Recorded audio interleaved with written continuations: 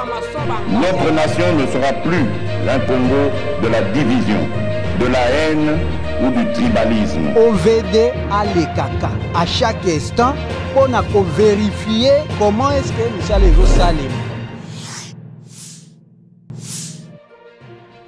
La République démocratique du Congo a réagi par le biais de son ministre de la Communication et porte-parole du gouvernement, Patrick Muyaya, sur les décisions de Paul Kagame interdisant aux réfugiés congolais d'entrer dans son territoire. Il juge des inhumaines la décision prise par le président rwandais. Fausse rumeur d'attentat cet avant-midi dans la capitale congolaise. Le gouvernement de la République, via son porte-parole Patrick Muyaya, dément cette information et invite la population à vaguer librement à ses occupations.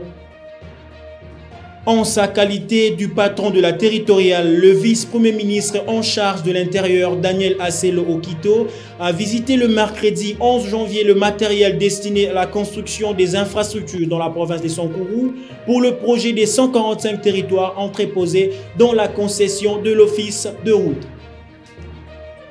Bienvenue à toutes et à tous dans cette nouvelle session d'information sur DRC Info Télévision. Comme je le dis dans le sommaire, en sa qualité du patron de la territoriale, le vice-premier ministre en charge de l'Intérieur, Daniel Aselo Okito, a visité le mercredi 11 janvier le matériel destiné à la construction des infrastructures dans la province de Sankourou pour le projet des 145 territoires entreposés dans la concession de l'Office de route. Détail avec Christelle Genda.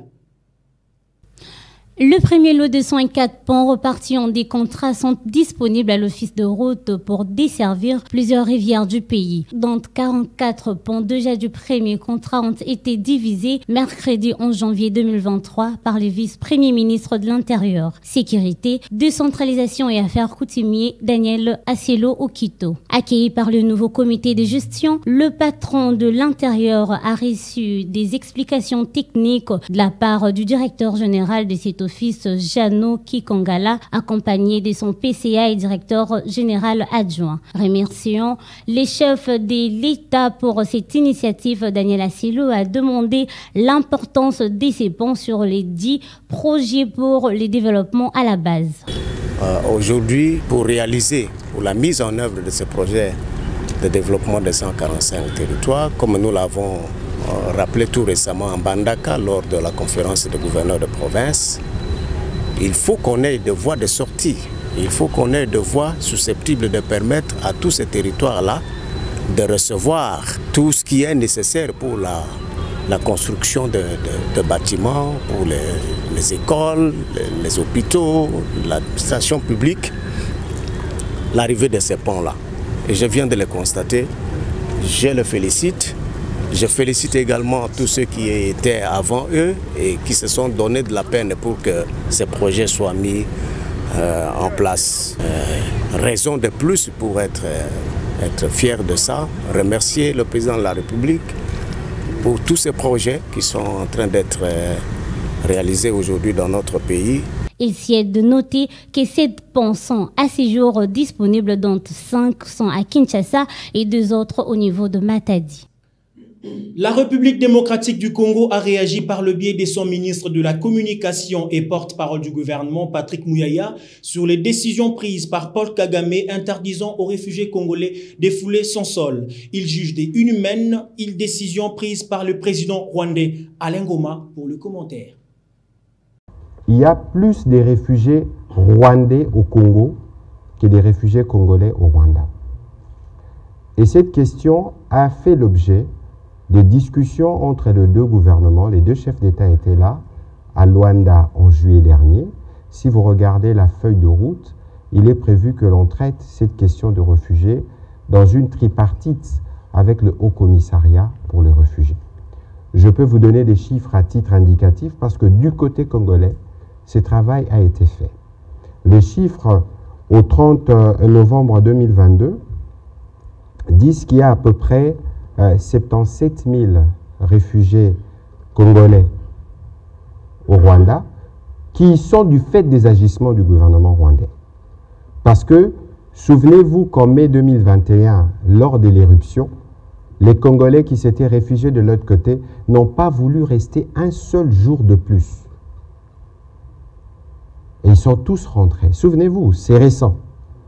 Et donc, il y a ces réfugiés qui sont là-bas, qui malheureusement sont instrumentalisés pour de fins politiques. Quelquefois, c'est inhumain parce que dans l'attitude dont fait montre le président Kagame, même si j'ai vu qu'il y a eu une tentative de recul sur le sujet, mais il a dévoilé ses vraies intentions. Ça veut dire que pour lui, les droits humains n'ont aucune valeur parce que vous ne pouvez pas vous permettre en tant que chef d'État, vous dites panafricaniste, de faire un chantage à la communauté internationale sur des vies humaines en bafouant tous les textes légaux en la matière. Et pourtant, il y a ces fameux deals du siècle avec 140 millions de pounds, 140 000 pounds par tête des réfugiés qui a été fait à corps et à cri avec le gouvernement britannique. Peut-être que la pression, il voudrait que la communauté internationale commence à payer par tête des réfugiés parce que c'est finalement l'argent qui vaut plus que tout. Toujours dans le même registre de réaction, Eric Chiswaka, cadre de l'AFDC, a fait savoir lors d'une interview sur DRC Info que la décision prise par le président rwandais interdisant aux réfugiés congolais de fouler son sol est un indice de la peur car ils se sentent isolés du monde. Ce dernier a réagi au micro d'Alain Goma. Vous savez, M. Paul Kagame est en perte de vitesse, il faudrait le dire ainsi, puisque aujourd'hui, le président Tshisekedi a dévoilé à la face du monde qu'on avait un voisin, Paul Kagame, qui participait dans la destruction de la République, puisque ces messieurs exploitaient d'une manière illégale et illicite les matières premières de notre pays pendant plus de 20 ans. Et donc la politique du président Tshisekedi a payé. Vous savez, aujourd'hui, plusieurs nations du monde reconnaissent la participation du Rwanda dans l'atrocité, dans tout ce que nous sommes en train de vivre en RDC. Et donc, avec toutes les stratégies que nous avons mises en place, le Rwanda a peur. Pourquoi? Puisque la RDC aujourd'hui, il y a levé d'embargo militaire, il faudrait le dire. La RDC aujourd'hui est dotée d'un document de la politique militaire qui est mise en place.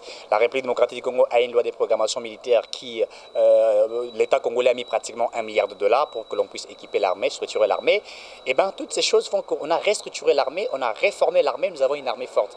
Et aujourd'hui, il faudrait dire que nous avons une loi qui lutte contre le brassage et les mixages. Et donc, ça fait qu'aujourd'hui, vous avez une armée qui est préparée. Et donc, au-delà de ça, la République démocratique du Congo est aussi dans une politique de l'infiltration, il faudrait le dire.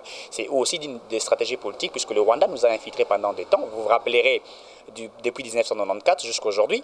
Et donc, nous avons aussi voulu utiliser des mêmes stratégies pour aujourd'hui, n'est-ce pas, mettre Paul Kagame par terre et détruire la politique de M. Paul Kagame. Et c'est par là que M. Paul Kagame a compris qu'aujourd'hui, que la République démocratique du Congo est en train de vouloir détruire, n'est-ce pas, sa manière de fonctionner. Et c'est par là qu'il a pris la décision de rejeter, de refuser qu'il y ait des réfugiés congolais au Rwanda. Mais vous savez, la République démocratique du Congo est un pays où nous sommes ceux qui ont accepté beaucoup des étrangers à venir vivre chez nous. Vous vous souviendrez qu'en 1994, la communauté internationale nous avait demandé de loger les Tutsis chez nous au Congo. Nous avons laissé que ces gens viennent au Congo et puis par après, ils ont changé leur manière de faire. Mais si Kagame veut nous remercier à monnaie des singes, ça n'engage que lui. Mais nous... Quittons Kinshasa pour Ituri où 8 criminels dont 2 espions du M23 ont été arrêtés à Bunia, chef-lieu de la province de l'Ituri, mercredi 11 janvier dernier par le service de défense et sécurité. Le gouverneur militaire de l'Ituri a à cet effet interpellé la population iturienne à travailler pour la paix. Détail dans cet élément. Nouveau joli coup de filet de la police. Supprésumés criminels sont arrêtés en ville de Bunia et présentés ce mercredi au gouverneur militaire. Parmi eux, 3 éléments de la milice Zahir Mapi, dont un policier déguisé en milice appréhendé avec 2 armes AK-47 et 2 éclaireurs de M23 venus à mission d'espionnage en Ituri, a dit le commissaire divisionnaire adjoint Ngoïsengelua Seguin, responsable de la PNC Ituri. L'enquête continue pour démanteler tous les réseaux qui se préparaient à déstabiliser votre province. Justin Bahati, l'un des malfaiteurs, a été arrêté pour avoir véhiculé des fausses alertes au nom du gouverneur dont le mobile est de s'aimer la haine communautaire, diviser les Ituriens ainsi qu'opposer l'autorité militaire à sa population à cette période où les forces armées sont résolument engagées à mettre hors d'état de nuire les ennemis de la paix. Il reconnaît ses fautes et demande pardon. Moto kenye pana takio mubaya usitakie mubaya. Du mubaya yako tarudilia weye. Comme ça ile kumunye kwa chunga si hapa baacha kusalia jina yake. Mimi bado ona mubaya yake wala mimi bado ona. juu gouverneur para ndani maneno du gouverneur kwa ndani maneno yale kama hapa si yote si pana. Ndio ile ndio message kimi tasema na banjango kule. Le lieutenant général Luboya Kashamadjoni prévient que ce n'est qu'un échantillon car la traque de criminels et des tireurs de ficelles se poursuit. Notre police, notre armée ne dort pas. Mais malheureusement, il y a des gens qui sont là midi, matin et soir pour salir notre armée et notre police, pour salir leurs autorités. Ils font des messages de haine, et spécialement, particulièrement contre le gouverneur. Quelle méchanceté! Moi j'ai toujours dit, en Ituri, ce n'est pas une histoire de communauté. C'est une histoire de quelques criminels qui sont dans toutes les communautés et qui pensent que les communautés vont les accompagner. Voilà aujourd'hui. La paix et la tranquillité doivent être restaurées en Ituri, souci majeur du chef de l'État Félix Antoine Tshisekedi Tshilombo, avec l'accompagnement de toutes les communautés, a martelé les gouverneurs militaires de l'Ituri. À cette période d'agression, les populations ituriennes sont appelées à cultiver l'éducation sur la paix, maître mot pour un retour rapide de la paix dans cette province. Fausse rumeur d'attentat cet avant-midi dans la capitale congolaise. Le gouvernement de la République, via son porte-parole Patrick Mouyaya, dément cette information et invite la population congolaise à vaguer librement à ses occupations. Christelle Genda pour le commentaire. Réagissons sur les fausses rumeurs d'attentats qui ont circulé dans la capitale congolaise ce jeudi 12 janvier 2023. Le porte-parole du gouvernement Patrick Mouyaya a confirmé via son compte Twitter que ce document est un fake qui vise à créer une panique au sein de la population. Il a cependant appelé cette dernière à bien vouloir garder son calme et à continuer à vaquer librement à ses occupations. Cités parmi les zones à risque, les reporters de DRC Info se sont rendus à la mosquée des Citas où ils ont rencontré l'imam Kapuluta Asilam, vice-président chargé des cultes et affaires religieuses, qui s'est exprimé en ces termes.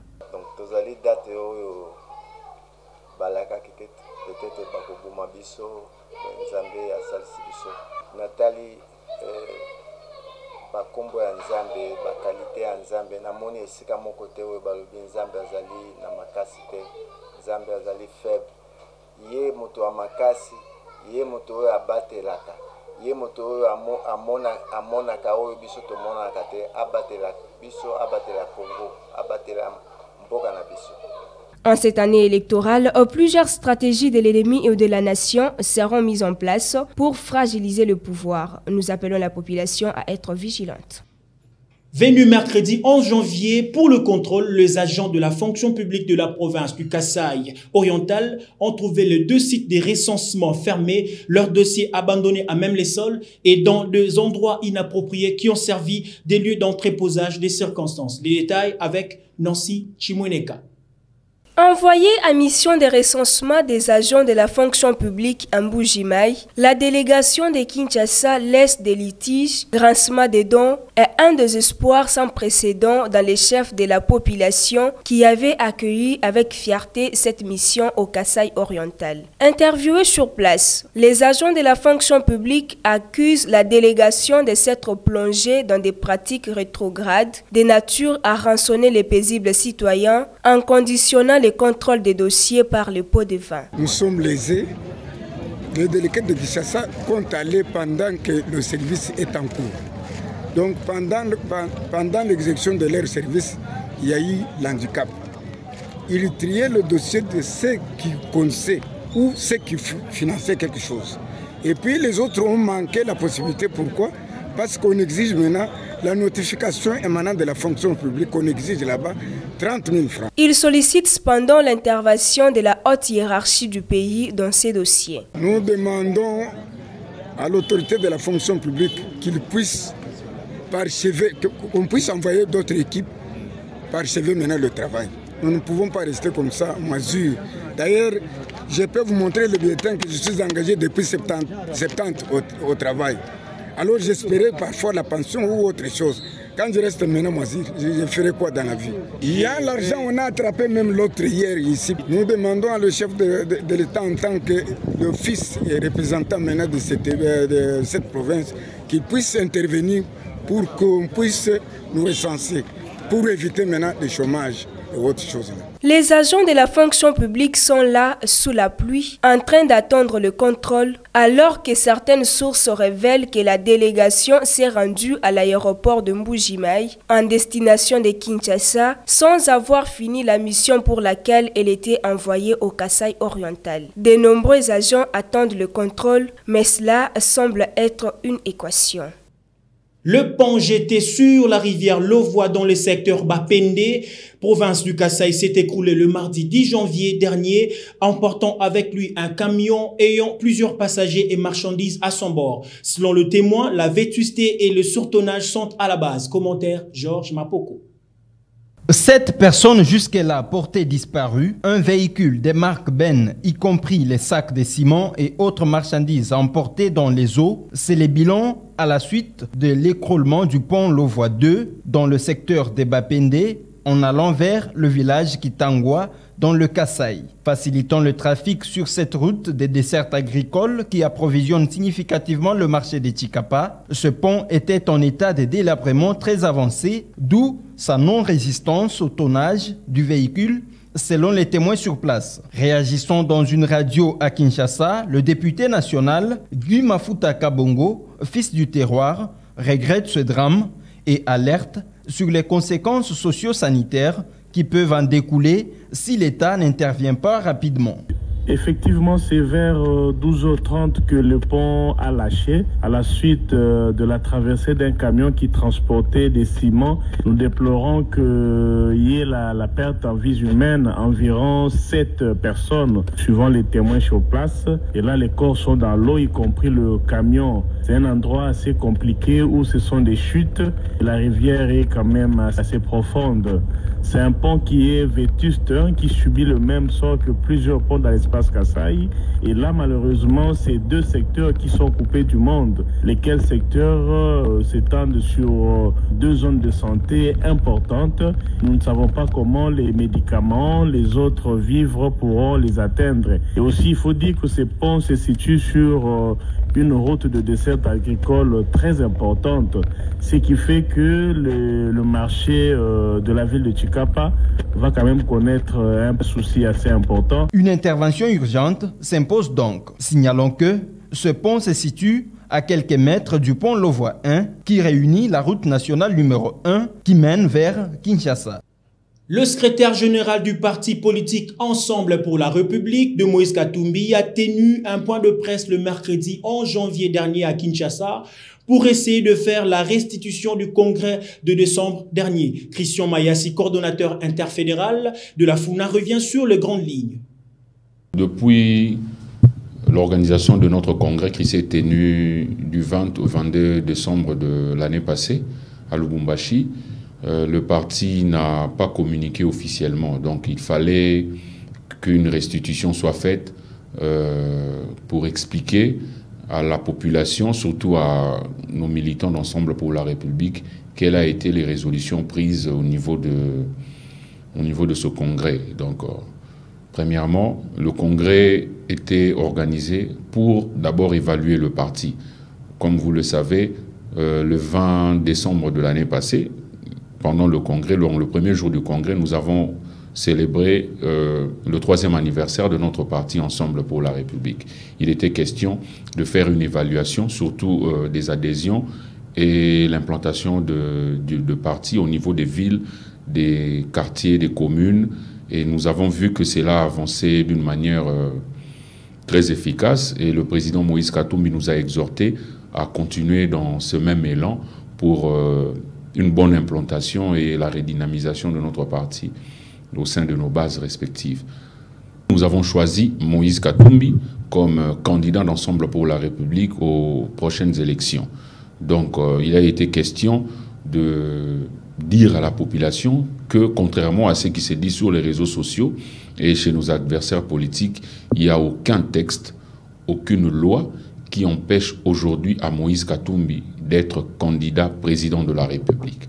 Donc il ne faut pas suivre ce qui s'est dit sur les réseaux sociaux, mais plutôt la réalité. La réalité est que Moïse Katumbi est un citoyen congolais d'origine. Il n'a pas une autre nationalité, il n'a eu que la nationalité congolaise depuis son enfance jusqu'à ce jour. Donc nous nous préparons à faire élire Moïse Katumbi comme président de la République. Les taux d'échange à Kinshasa connaît de plus en plus de perturbations et la réponse à la question sur la fixation d'un taux précis demeure incertaine. Dorcas Tchala pour le détail. Le marché d'échange à Kinshasa connaît encore une inflation depuis le début de cette semaine. Ces taux a connu une légère augmentation, soit 2200 francs pour $1 américain pour certains et 2300 francs pour les autres. Les constats faits ce jeudi 12 janvier par nos reporters relevant que cette hausse est due à la dépréciation de francs congolais sur le marché. Selon certains cambistes, la dépréciation de francs congolais se justifie par les taux fixés par des bureaux de change dans les coins et de la capitale. Les cambistes approchés par nos reporters à Gombe n'ont pas voulu éclairer l'opinion, craignant certaines conséquences par leurs responsables. Dans la foulée, chaque cambiste fixe son taux selon les quartiers où il se trouve et personne ne se conforme aux prescrits de la Banque centrale. Nous demandons au gouvernement de nous éclairer sur cette question économique mais aussi sociale inquiétante.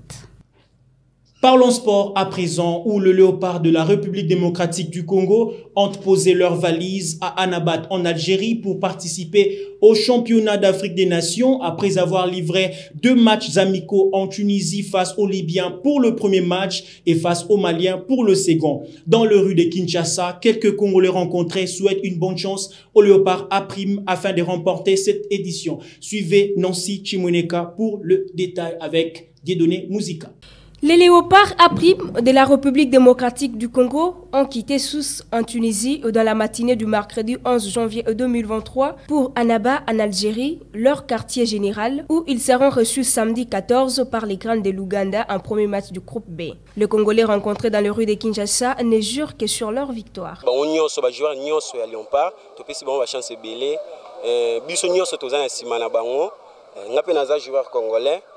Un jour pe na okomaka le roi bango donc tozo apika ba chance ndenge biso pe to pesa bango donc to pesa ba chance belé to gagner to leka donc ça la biso bien to CP là to pesa bango beaucoup de chance ba beta bazwa sou coupe ne bazwa en 2016 bazwa sou ya na ngoli surtout bango 3 ba kende ba beta ba la biso coupe parce que ba komi déjà kuna il faut pas la même morale na même morale na bango donc so baza calme coupe année aux sous a parce que tous ans la poste ya coupe bon concernant le coach na biso Otis Ngoma ezaka que sali ba bon choix le roi ba Jean-Marc Makusu to mona déjà na match amical acha moi doublé donc tous asuna poste wana na chaîne haute nde ba ki wana basa susu ba pesa le meilleur na ngol susu donc asa de ba bon choix tous elaka la oyo ya na terrain donc le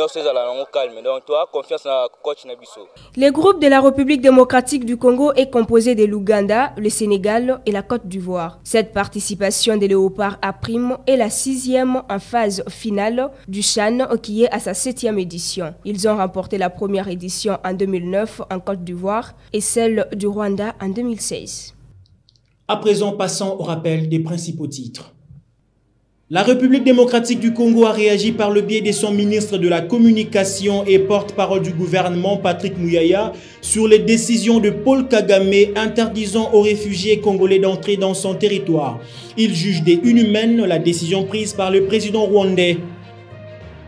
Fausse rumeur d'attentat cet avant-midi dans la capitale congolaise. Le gouvernement de la République, via son porte-parole Patrick Mouyaya, dément cette information et invite la population à vaguer librement à ses occupations. En sa qualité du patron de la territoriale, le vice-premier ministre en charge de l'Intérieur, Daniel Asselo Okito, a visité le mercredi 11 janvier le matériel destiné à la construction des infrastructures dans la province de Sankourou pour le projet des 145 territoires entreposés dans la concession de l'Office de route. Merci de nous avoir suivis. Restez branchés sur les antennes de DRC Info Télévision et surtout, n'oubliez pas d'activer la cloche des notifications pour ne rien rater. Bonne année chez vous.